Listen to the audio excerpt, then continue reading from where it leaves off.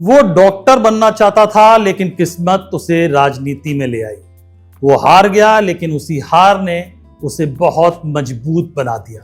और फिर 3 ऐसी मुलाकातें हुई जिन्होंने उसे बदल दिया और साथ ही बदल दी असम की राजनीति। नमस्कार, मैं हूं पीयूष पांडे और आप देख रहे हैं द किस्सा।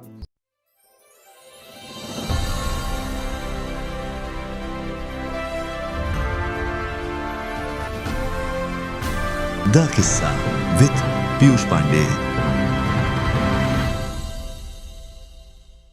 हेमंत बिस्वा शर्मा फिर से केंद्र में हैं। क्या वो इस बार भी सीएम बनेंगे या नहीं, ये तो नतीजे बताएंगे।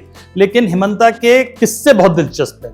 उनकी राजनीति में एंट्री से लेकर छा जाने तक ऐसे कई किस्से हैं जो बहुत दिलचस्प है। वो हेमंता कभी डॉक्टर बनना चाहते थे, लेकिन जब वो गुवाहाटी के कॉटन कॉलेज पहुंचे तो किताबों से ज्यादा उन्हें खींचने लगी बहस, राजनीति और लोगों को जोड़ने की कला। उन्होंने जल्दी समझ लिया कि राजनीति सिर्फ भाषण देने का खेल नहीं है, ये एक रिश्ते बनाने का खेल है।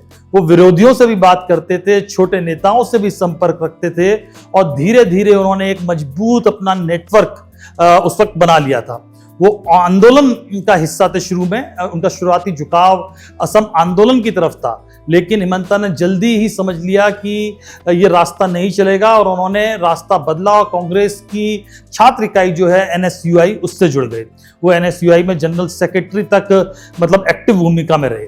यही उनकी पहचान बनी एक ऐसे नेता की जो सिर्फ विचारधारा नहीं बल्कि समय और ताकत का गणित समझता है। और उसके बाद 90 के दशक में उन्हें टिकट मिला। उन्होंने जालुकबाड़ी सीट से पहला चुनाव लड़ा विधानसभा का, लेकिन हार गए।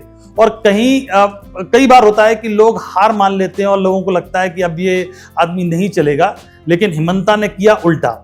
उन्होंने क्या किया कि उन्होंने घर घर जाकर लोगों से मिलना शुरू किया। जो स्थानीय समस्याएं थी, चाहे सड़क गड़बड़ है, स्कूल गड़बड़ है, अस्पताल गड़बड़ है, तो सीधे काम शुरू किया। छोटे नेताओं से मिले, कार्यकर्ताओं को अपने साथ जोड़ा, हर तबके के लोगों से एक पर्सनल कांटेक्ट बनाया और नतीजा 2001 में वो पहली बार विधायक बन गए। और उसके बाद से लगातार कई बार 2001, 2006, 2011, 2016 और 2021 जालुकबाड़ी सीट से जीतते रहे हैं। ये वो सीट है जो कभी हार का कारण बनी थी, लेकिन आज की तारीख में उनकी सबसे बड़ी ताकत बन गई है। और हेमंता जब सक्रिय हुए, एक्टिव हुए, तो तरुण गोगोई जो उस वक्त मुख्यमंत्री थे, उनके सबसे भरोसेमंद नेताओं में एक थे। सरकार के फैसलों में उनकी भूमिका लगातार बढ़ती गई थी और उन्हें बैकरूम स्ट्रेटेजिस्ट माना जाने लगा था। लेकिन फिर धीरे धीरे निर्णय प्रक्रिया केंद्रीकृत होने लगी। कम से कम हेमंता का यह कहना था। और गोगोई के बेटे गौरव गोगोई का उदय हुआ पॉलिटिकल सीन में। हेमंता को लगा कि उनकी भूमिका और प्रभाव को कम किया जा रहा है और यहीं से असंतोष की शुरुआत हुई। लेकिन खेल बदला 3 मीटिंग्स ने। जी, पहली राहुल गांधी के साथ 2013-2014 की मीटिंग। हेमंता दिल्ली गए राहुल गांधी से मिलने। उन्हें उम्मीद थी कि असम की राजनीति पर गंभीर चर्चा होगी, लेकिन उनके मुताबिक जब वो अपनी बात रख रहे थे तब राहुल गांधी अपने कुत्ते को बिस्किट खिला रहे थे। हेमंता को लगा कि उनकी बात को गंभीरता से नहीं लिया जा रहा और बाद में उन्होंने कहा कि मुझे लगा कि मैं यहाँ बिलोंग ही नहीं करता, यानी कांग्रेस में बिलोंग ही नहीं करता। दूसरी मुलाकात तरुण गोगोई के साथ जो गुवाहाटी में हुई थी। हेमंता अपनी बात लेकर मुख्यमंत्री तरुण गोगोई के पास गए, लेकिन वहां भी उन्हें महसूस हुआ कि फैसले कहीं और से हो रहे हैं और उनकी बात नहीं सुनी जा रही। यहीं से उन्हें साफ हो गया कि अब इस सिस्टम में उनके लिए जगह कम हो रही है। और तीसरी मुलाकात हुई अमित शाह के साथ। ये एक निर्णायक मुलाकात थी।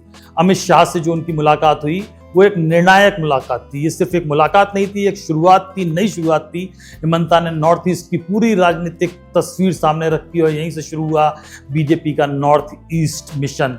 अब हेमंता कांग्रेस से निकलकर बीजेपी में थे, लेकिन उनका अंदाज वही था, थोड़ा अलग, थोड़ा अनोखा।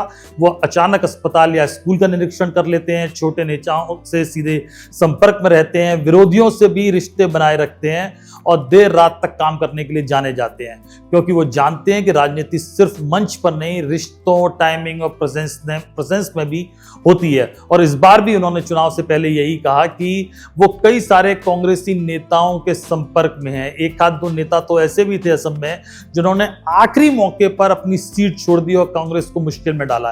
यानी हिमंता एक बड़े स्ट्रेटेजिस्ट के रूप में असम की पॉलिटिक्स में है। वो डॉक्टर बनना चाहते थे लेकिन असम की राजनीति के सर्जन बन गए हैं। अब देखना ये है कि क्या इस बार वो असम की राजनीति में फिर छाते हैं या उनके जो दुश्मन थे, अदृश्य दुश्मन गौरव गोगोई, क्योंकि उनके उदय के साथ ही असम में हिमंता को लगने लगा था कि उनके साथ न्याय नहीं हो रहा है, तो उनकी लड़ाई गौरव गोगोई से है। दोनों मुख्यमंत्री पद के दावेदार हैं। देखना यह है कि 4 तारीख को जब रिजल्ट आएंगे तब क्या होता है। तो आपको यह किस्सा कैसा लगा हमें कमेंट बॉक्स में जरूर बताएं, और आपने द किस्सा चैनल को सब्सक्राइब नहीं किया है तो जरूर करें। धन्यवाद।